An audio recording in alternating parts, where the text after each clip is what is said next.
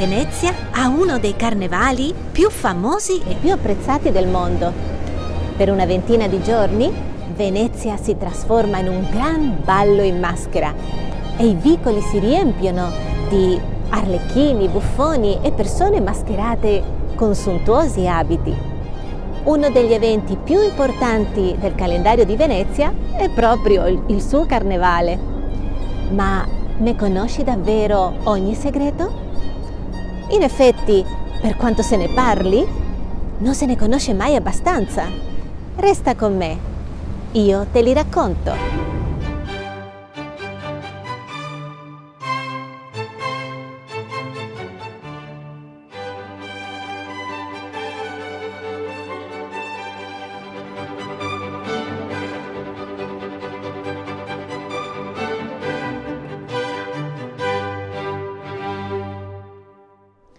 Il Carnevale di Venezia è un evento culturale che attira migliaia di turisti da tutto il mondo.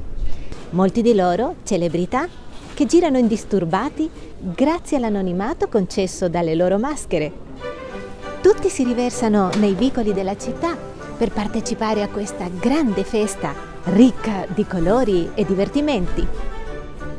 Il Carnevale di Venezia è sicuramente il più conosciuto per il suo fascino e il mistero che possiede ancora oggi, nonostante siano passati 900 anni dal primo documento che fa riferimento a questa famosissima festa.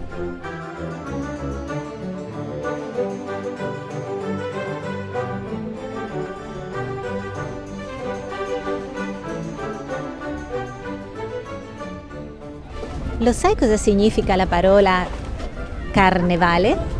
Essa deriva da un'espressione latina, carnem levare, che letteralmente significa togliere la carne. Al termine dei festeggiamenti, il martedì grasso, secondo il calendario cristiano, il mercoledì delle ceneri segna l'inizio della Quaresima e per tradizione, durante i 40 giorni, è proibito mangiare carne. E questo riguarda non solo il Carnevale di Venezia, ma ogni festeggiamento carnevalesco in tutto il mondo.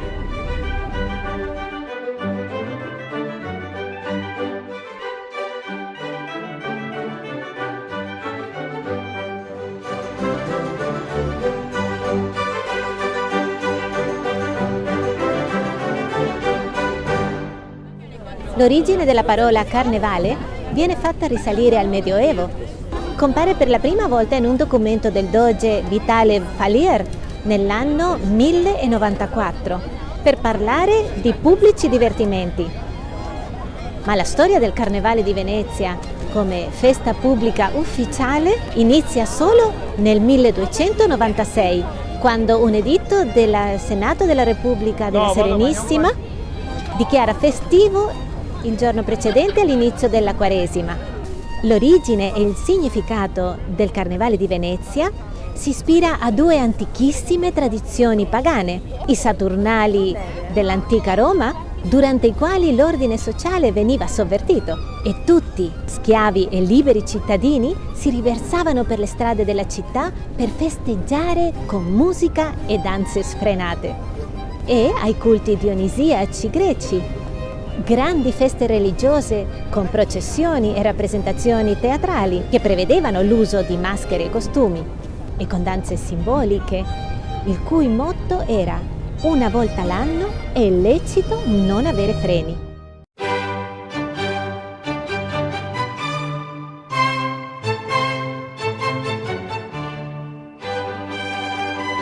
Venezia ha reinterpretato queste antichissime feste romane e greche. I dogi promossero il carnevale per concedere alla popolazione un periodo di festa e divertimenti prima di iniziare il periodo di penitenza e digiuno.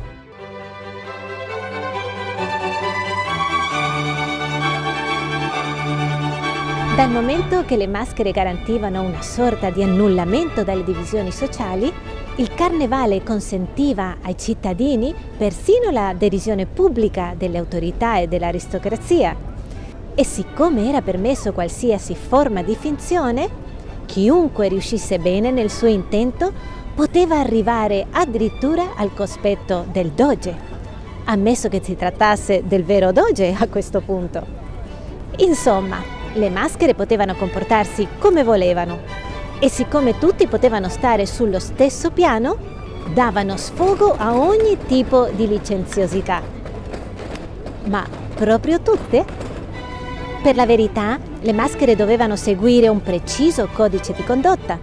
Questa antichissima tradizione ha sempre dovuto seguire delle importanti regole. Per esempio, hai mai notato che se rivolgi la parola a una maschera mentre sei in abiti civili, questa non ti risponde con la voce, ma solo con i gesti? Era infatti consuetudine che le maschere non potevano parlare tra loro. Al massimo potevano sussurrare. Oltretutto ti sarà capitato di vedere una profusione di inchini mentre cammini per Venezia. Questo è un retaggio dell'antico carnevale. Le maschere infatti sono tenute a chinarsi a ogni singolo incontro una davanti all'altra. Il rispetto che vige tra le maschere vige anche tra le persone che non la indossano la maschera.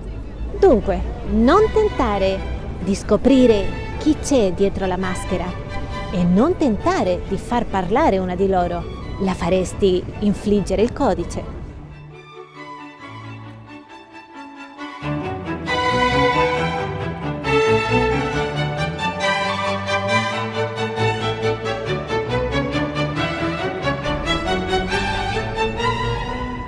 Il secolo d'oro del carnevale fu nel Settecento.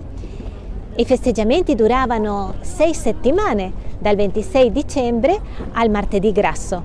Durante il carnevale le attività e gli affari dei veneziani passavano in secondo piano. Essi concedevano molto tempo allo svago, ai divertimenti e agli spettacoli che venivano allestiti in tutta la città, in particolare a San Marco, lungo la riva degli Schiavoni e in tutti i principali campi di Venezia. In questi anni il carnevale divenne una vera e propria istituzione in tutta Europa. Il massimo splendore, il riconoscimento internazionale, la commedia dell'arte, le maschere, l'atmosfera trasgressiva e bizzarra, la casa di gioco pubblica, rendono Venezia la calamita d'Europa. Era la Venezia affascinante di Casanova e Goldoni. Vi lascio in descrizione il link del video dove vi racconto la storia di un teatro di quel periodo. In questo periodo, con l'apertura dei teatri e l'aumento delle compagnie teatrali, si svilupparono le attività legate all'artigianato di maschere e costumi.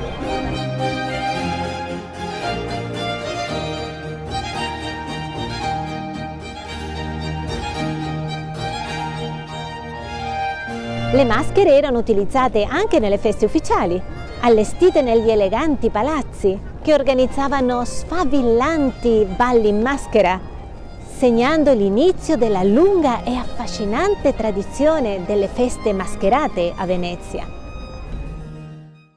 Dopo lunghi anni di eccessi e stravaganze, il Carnevale di Venezia subì una fase di declino. In effetti, durante la dominazione austro-francese, soffrì proprio uno stallo, in quanto la classe dirigente non vedeva di buon occhio le bizzarrie di quei giorni.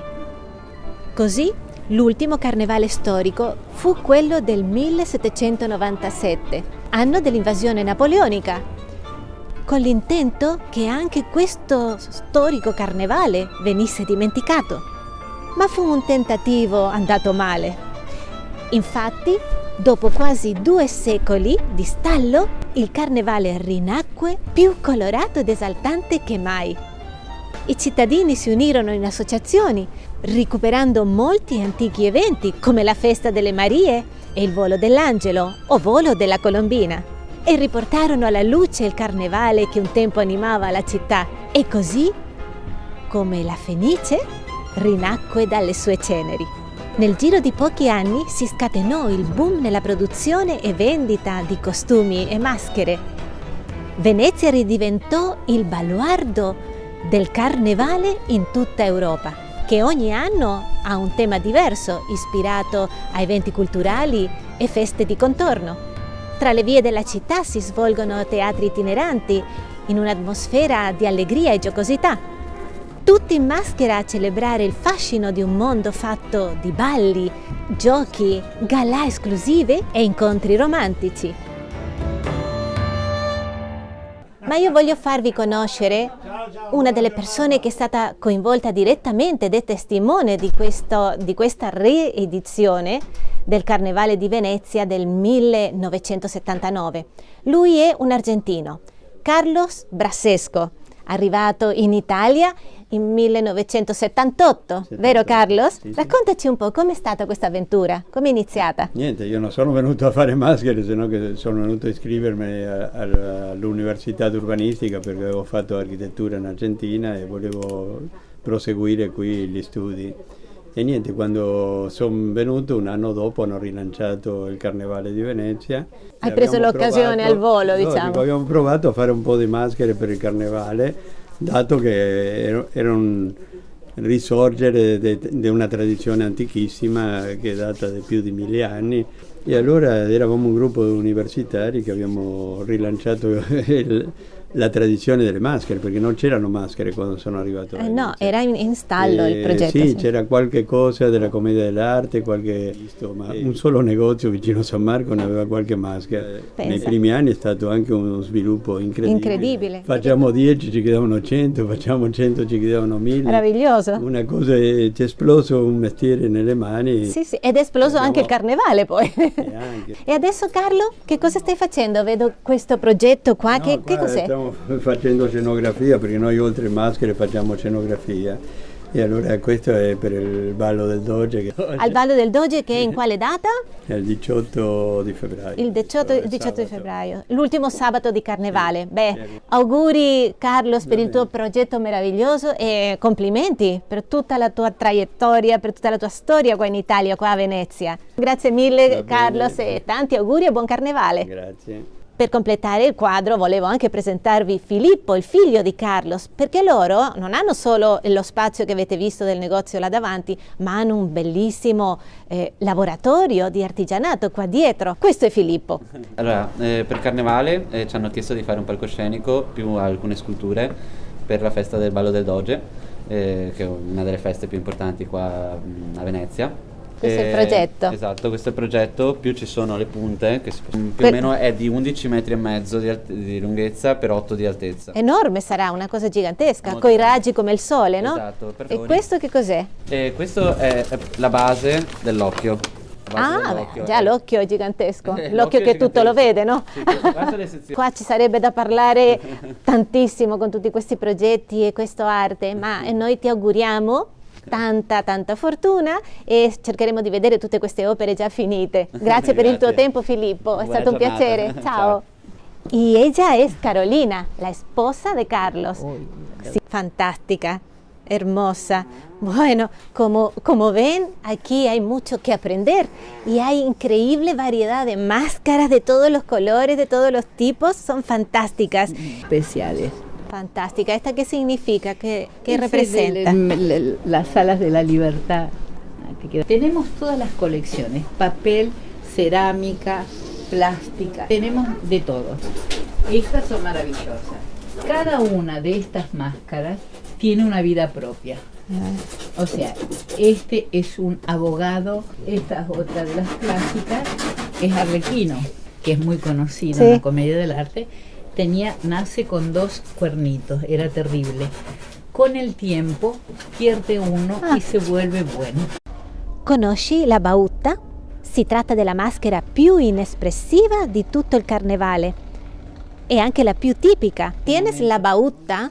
Sí, ¿cómo no voy a tener ¿Cuál la bauta? ¿Dónde está? Muéstranos una. Es mi máscara predilecta. Las históricas eran todas blancas y negras.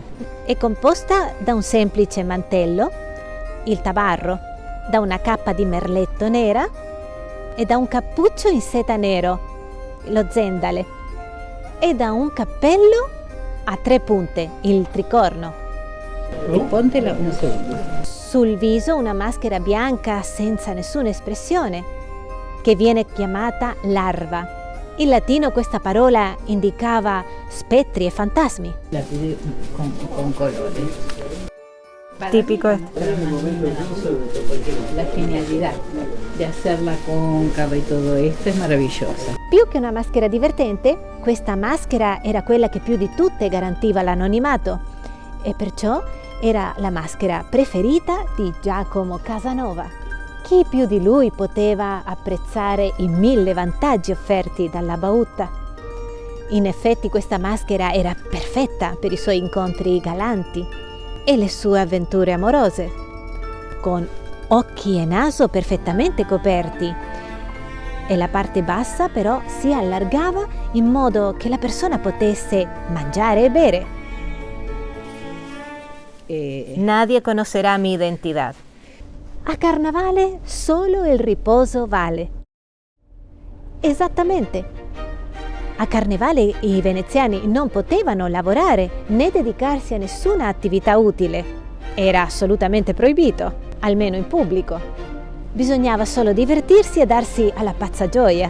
Chi invece infrangeva questa regola poteva venire addirittura arrestato, oppure veniva costretto a bere fiumi di vino e così veniva nominato re o regina del carnevale. Pensate che pacchia! Proibito lavorare. Il sogno di molti.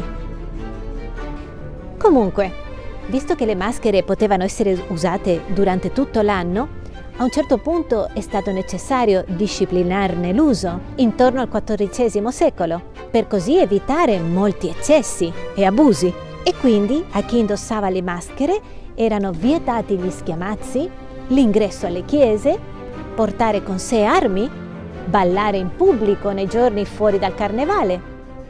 E inoltre era proibito travestirsi da personaggi religiosi. Sapete come si dice? Gioca coi fanti, ma lascia stare i santi. Vi racconto una curiosità. Il medico della peste non è una leggenda.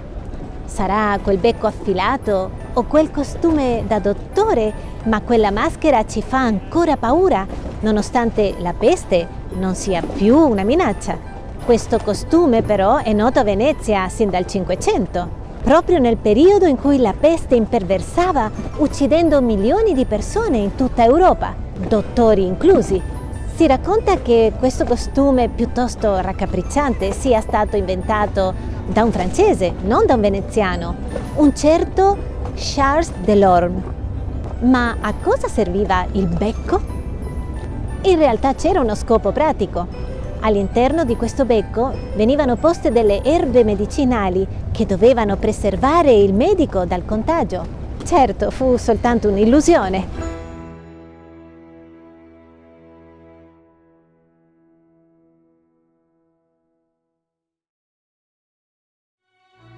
Un'altra curiosità che ho scovato per voi racconta che sul finire del Settecento il doge era Paolo Venier, uomo di salute assai cagionevole.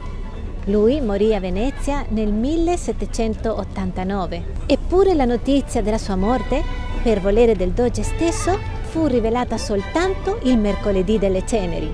Niente doveva turbare l'atmosfera gioiosa e spensierata del carnevale, anzi, niente e nessuno. E così il doge Paolo Venier passò alla storia come l'unico la cui morte fu taciuta per lungo tempo. Amici cari, adesso vi saluto, sperando vi siate divertiti. Per quanto mi riguarda, adesso cercherò un po' di maschere e mi mescolerò tra loro per potermi trasportare al periodo dell'oro del carnevale.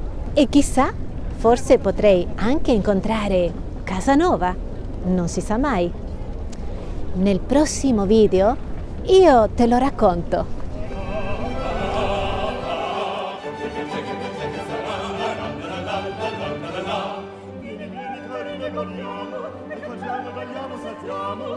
Vieni carina, godiamo, questa gente che sarà. Che